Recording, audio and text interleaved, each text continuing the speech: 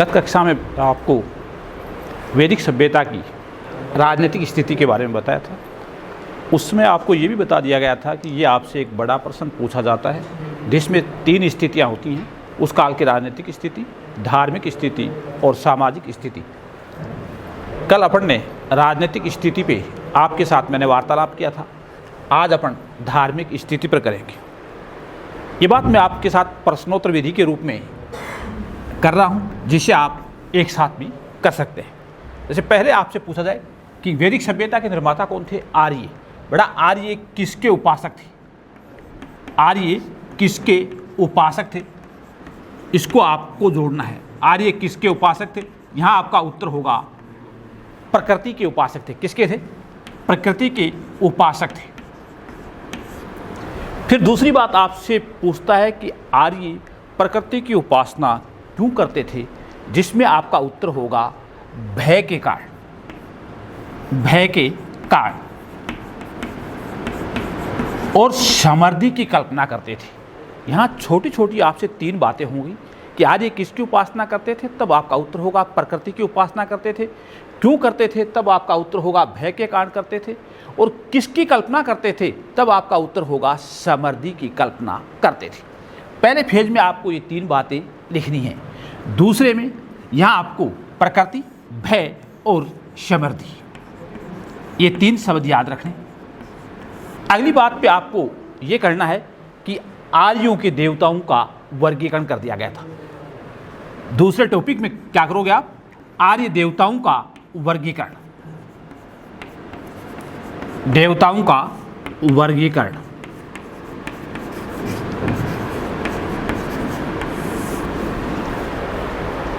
पहला, आर्यों के कुल कितने देवता थे? 33 देवता थे। इसमें कोई दिक्कत नहीं है। कुल आपसे पूछे तो आप 33 देवता कर देंगे। देवताओं का वर्गीकरण कितने भागों में किया गया? 3 भागों में। यहाँ आप इसको लिख दोगे। एक, आकाशवासी।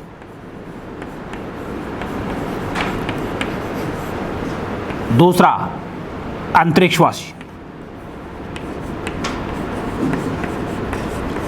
अंतरिक्षवासी। और तीसरे, पृथ्वीवासी।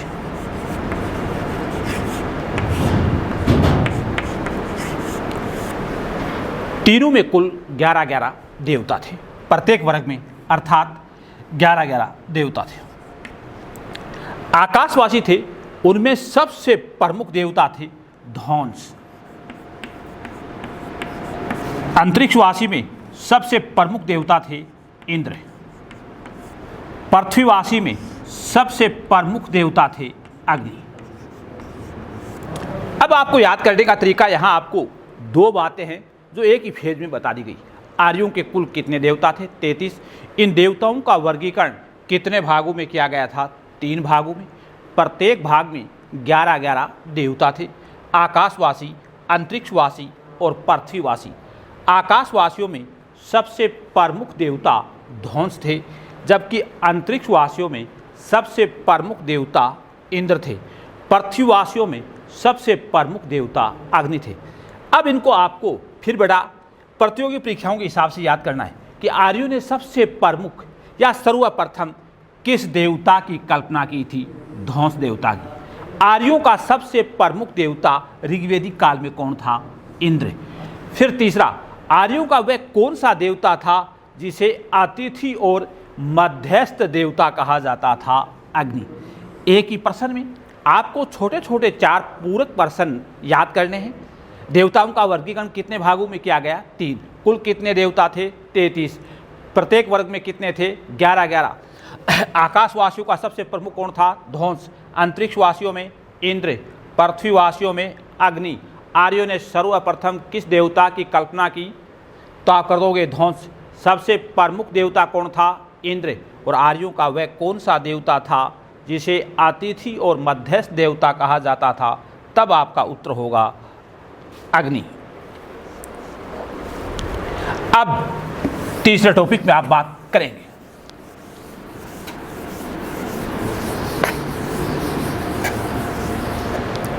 जिसके बारे में लघुरात्मक प्रश्न आपसे पूछा जाता है ऋत। ऋत से आपका क्या अभिप्राय है? ऋत से आपका क्या अभिप्राय है?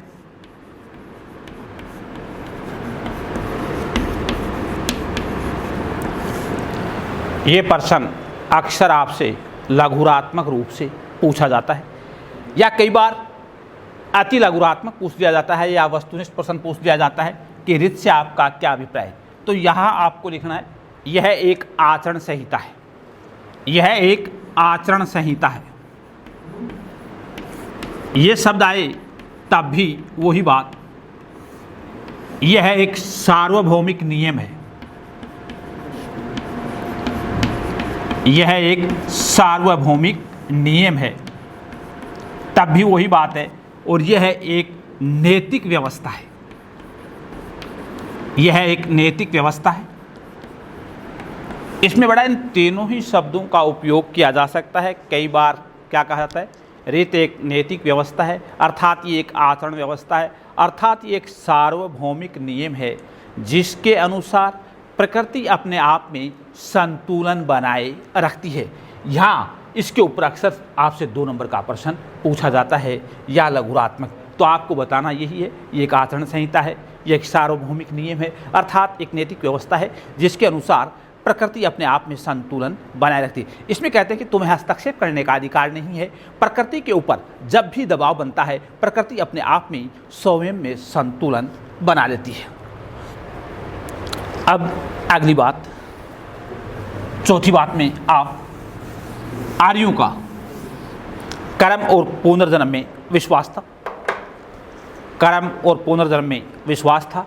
5वां, आर्यों ने स्वर्ग और नरक की कल्पना की थी, किंतु मोक्ष की अवधारणा उस समय नहीं थी। तो ये 5 बात आप क्रम से करते रहेंगे।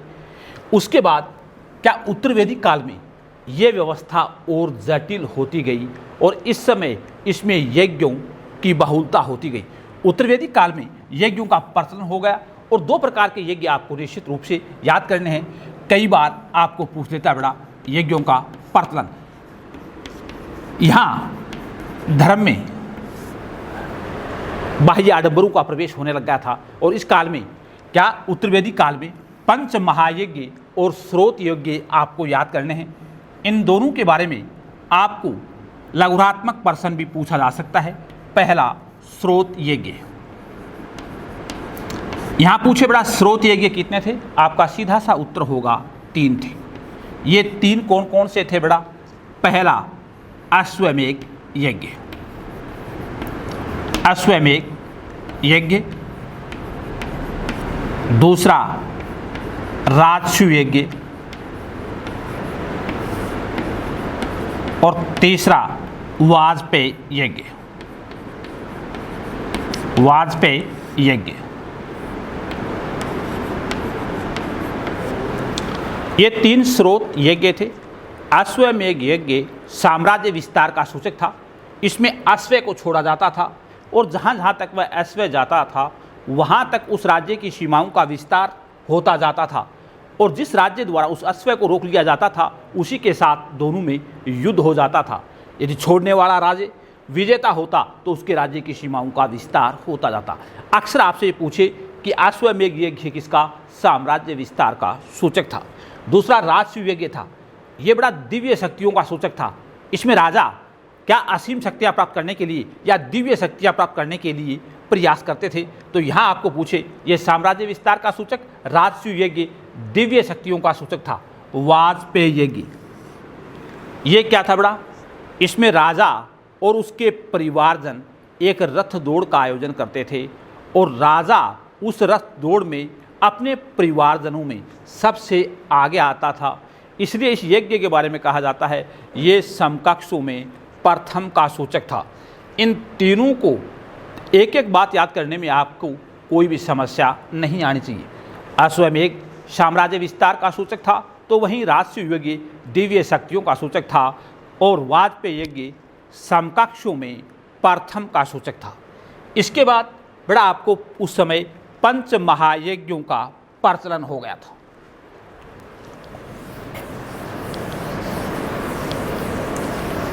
पंच महायज्ञों का प्रचलन।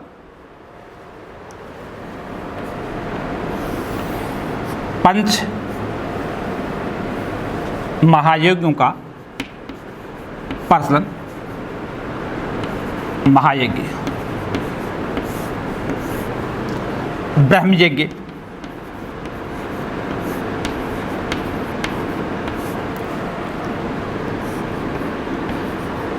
देवयज्ञ, पितृयज्ञ,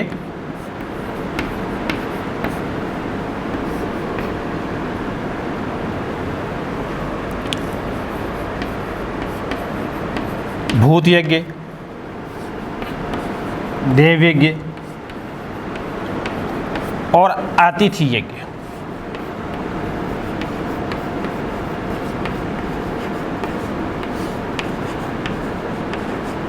अतिथि यज्ञ, ये 5 यज्ञ थे जिन्हें पंच महायज्ञ कहा जाता था। ब्रह्म यज्ञ, इसमें वेदाध्ययन पर बल दिया जाता था।